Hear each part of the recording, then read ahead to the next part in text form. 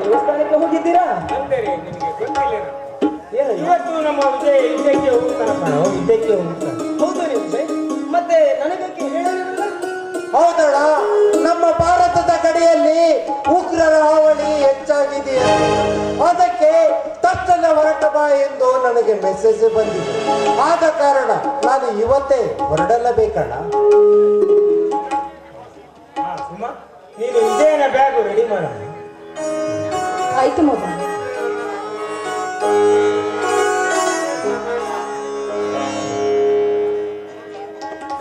ಅಲ್ಲ ಅತ್ತಿಗೆ ಒಳ್ಳೆಯ ಸಮಯಕ್ಕೆ ಬಂದೆ. ಏ ವಿಜಯ್, ಇನ್ನೇನೇನು ರೆಡಿ ಆಗಿಲ್ಲವೇ? ಎಲ್ಲ ರೆಡಿಯಾಗಿದ್ದೇನಣ್ಣ.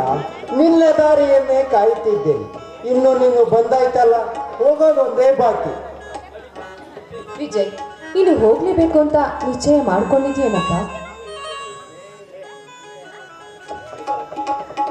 ಅಯ್ಯೋ ಅತ್ತಿಗೆ, ಅಯ್ಯೋ ಅತ್ತಿಗೆ, ನಿಮಗಿನ್ನೂ ಭಯನೇ ಹೋಗಿಲ್ಲವೇ? ಹಾಗಲ್ಲಪ್ಪ, ಭಯ ಏನಿಲ್ಲ.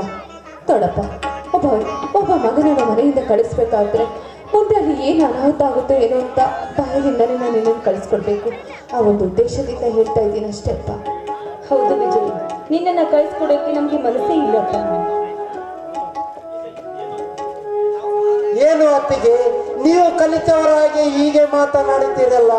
ಅಲ್ಲಿ ನಮ್ಮ ಭಾರತದ ಗಡಿಯಲ್ಲಿ ತಮ್ಮ ಪ್ರಾಣವನ್ನು ಪಣಕ್ಕಿಟ್ಟು ಕೆಳಕ್ಕಿಳಿದಿದ್ದಾರೆ. ನಾನು ಅವರೊಂದಿಗೆ ಕೈಗೆ ಕೈ ಜೋಡಿಸಿ ನಿಂತರೆ ಬಂಡೆತ್ತು ಓಡುವರು ಆ ಪಾಕಿಸ್ತಾನದ ಪಾಪಿನ ಮಕ್ಕಳು. ಅದನ್ನು ಬಿಟ್ಟು ನೀನು ಹೋಗಬೇಡ ಅಂದರೆ ಅದು ಹೇಗೆ ಅತ್ತಿಗೆ?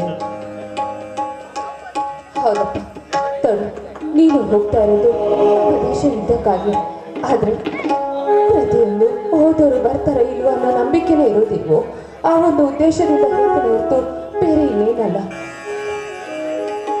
ಅತ್ತಿಗೆ ಏನು ಹೇಳ್ತೀರಿ ಅತ್ತಿಗೆ, ಏನು ಹೇಳ್ತೀರಿ? ಯುದ್ಧಕ್ಕೆ ಹೋಗಿ ಸೈನಿಕರನ್ನು ಈ ರೀತಿ ತಡೆದರೆ ನಾವು ಇವತ್ತು ಆ ಪಾಕಿಸ್ತಾನದ ಗುಲಾಮಗಿರಿಯಲ್ಲಿ ಬದುಕಬೇಕಾಗಿತ್ತು. ನಾವು ಭಾರತೀಯರು, ನಮ್ಮ ನಾಡಿಗಾಗಿ ನಾವೇ ಹೋರಾಡಬೇಕು ವೀರ. ನಮ್ಮ ಹೆತ್ತ ತಾಯಿಯನ್ನು ಮತ್ತೊಬ್ಬರಿಗೆ ಬಿಟ್ಟು ಕೊಡಬಾರದತ್ತಿಗೆ, ಬಿಟ್ಟು ಕೊಡಬಾರದು. ಒಂದು ವೇಳೆ ನಮ್ಮ ದೇಶವನ್ನು ಬೇರೆ ದೇಶದವರಿಗೆ ಬಿಟ್ಟುಕೊಟ್ಟರೆ ನಮ್ಮ ಹೆತ್ತ ತಾಯಿಯನ್ನೇ ಅವರಿಗೆ ಅಡಂಟ ತಾಯಿಯ ಮಕ್ಕಳಾಗಿ ಬದುಕುವುದರಿಂದ ಆ ಯುದ್ಧದಲ್ಲಿ ಹೋರಾಡಿ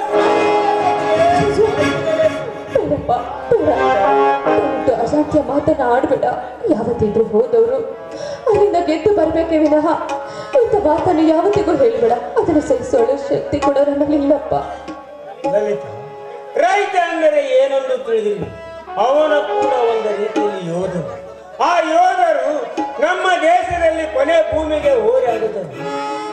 ಈ ದೇಶ ಇದ್ದರೆ ರೈತ, ರೈತ ಇದ್ದರೆ ದೇಶ, ದೇಶ ಇದ್ದರೆ ನಮ್ಮ ನಾಡಿಗೆಲ್ಲ ಹಸಿರಲ್ಲವೇ ಲಲಿತ, ಹಸಿರಲ್ಲ. ಅತ್ತಿಗೆಮ್ಮ, ನಮ್ಮ ತಾಯಿನಾಡಿ ನಮ್ಮ ತಾಯಿನಾಡಿ ಅಂತ ಇರುವ ಅಣ್ಣಂದಿರು, ಎತ್ತ ತಾಯಿ ಅಂತಿರುವ ಅತ್ತಿಗೆಂದರು, ನೀವೆಲ್ಲ ಇರುವಾಗ ನನಗೆ ಏಕೆ ಭಯ ಅತ್ತಿಗೆಮ್ಮ? ವಿಜಯಶಾಲಿಯಾಗಿ ಬಾ ಎಂದು ಆಶೀರ್ವದಿರೋ ಸಾಕು. ವೀರ ಸಿಂಧೂರ ಲಕ್ಷ್ಮಣನಂತೆ ಬಂಡೆತ್ತ ಬ್ರಿಟಿಷರನ್ನು, ಇದೇ ಭೂಮಿಗೆ ಬಂದ ಬಂಡಕೋರರನ್ನು ಇದೇ ಭೂಮಿಯಲ್ಲಿ ಮುಚ್ಚಿ ಬರುತ್ತಿದೆ ನನ್ನ ನಂಬಿಕೆ ನನ್ನಲ್ಲಿದೆ ಅತ್ತಿಗೆ, ನನ್ನಲ್ಲಿದೆ. ಹೌದು ಹೌದು ಮೈದನ, ನೋಡು, ನನಗೆಷ್ಟು ಹೇಳಿದ್ರು ನೀನು ಹೋಗುದಿಲ್ಲ ಅಂತ ಮಾತ್ರ ಹೇಳೋದಿಲ್ಲ. ಸರಿ ಮಗನೇ, ನೀನು ಹೋಗ್ತಾ ಇದೆಯಾ, ಆದರೆ ಹೋಗೋದಲ್ಲಿ ನೀನು ಜಯಶಾಲಿಯಾಗಿ ಬಾ ಅಂತ ನಾನು ನಿನಗೆ ಹಾರೈಸ್ತೇನೆ. ಅದಕ್ಕೇಕೆ ಸಂಕಟ ಪಡುತ್ತಾರೆ ಅತ್ತಿಗೆ? ಒಂದು ವೇಳೆ ಈ ಭೂಮಿ ತಾಯಿ ಹೋರಾಡಿ ಸತ್ತ ನಂತರ ನನ್ನ ಮೈದನೆಂದು ಸಂತೋಷ ಪಡು. ಒಬ್ಬ ವೀರ ಯೋಧನ ತಾಯಿಯಾಗಿ ಹೇಳು, ಹೆಮ್ಮೆಯಿಂದ ತಲೆ ಎತ್ತಿ ಹೇಳು, ಸತ್ತ ವೀರ ನನ್ನ ಮಗ ಎಂದು. ದಯವಿಟ್ಟು ಅಂತ ಮಾತು ಮಾತ್ರ ಹೇಳಬೇಡ. ನೀನು ಹೋಗಿ ಮರಳಿ ಬರಬೇಕು. ಪ್ರತಿ ಕ್ಷಣವು ತನ್ನ ತಾಯಿ ಬಯಸೋದು ತನ್ನ ಜೀವಿತವಾಗಿರೋ ಮಗನನ್ನ ಕಾಣಬೇಕಿಂತ ಹೊರತು ಅಲ್ಲಿಂದ ಬರುವ ಶವವಾಗಿ ಬರುವಂತ ಮಗನನ್ನಂತ ಎಂದು ಬಯಸುವುದಿಲ್ಲ. ಹೋಗು ಮಗನೇ, ನೀನು ಹೋಗುವ ಕಾರ್ಯದಲ್ಲಿ ನೀನು ಜಯಶಾಲಿಯಾಗಿ, ಕೀರ್ತಿಶಾಲಿಯಾಗಿ, ಕೀರ್ತಿವಂತನಾಗಿ ಬಾ, ಕೀರ್ತಿವಂತನಾಗಿ ಬಾ. ಸರಿಯಕ್ಕ, ಈಗಲೇ ತರ್ತೀನಿ.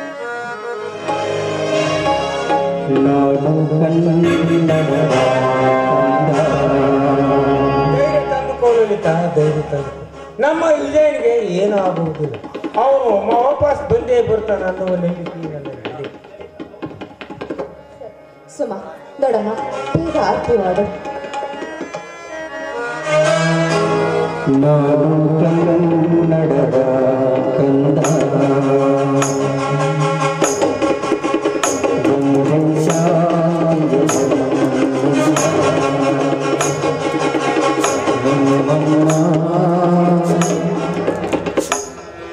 ಇದೇನು ಮಗಳು ತವರು ಮನೆ ಬಿಟ್ಟು ಗಂಡನ ಮನೆಗೆ ಹೋಗುವಾಗ ಆಗಾಳುತ್ತಿರೋ ಹೊತ್ತಿಗೆ ಸ್ವಲ್ಪ ನಗುತ್ತಾ ಕಳಿಸಿಕೊಡಬಾರದೆ.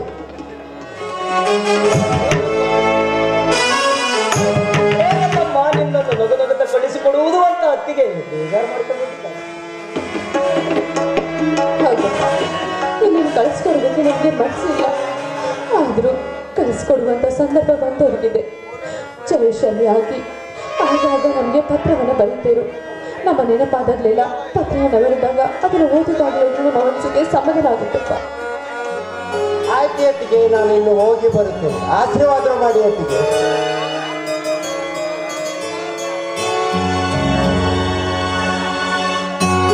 ಆಮೇಲೆ ಹೋಗೋಣ.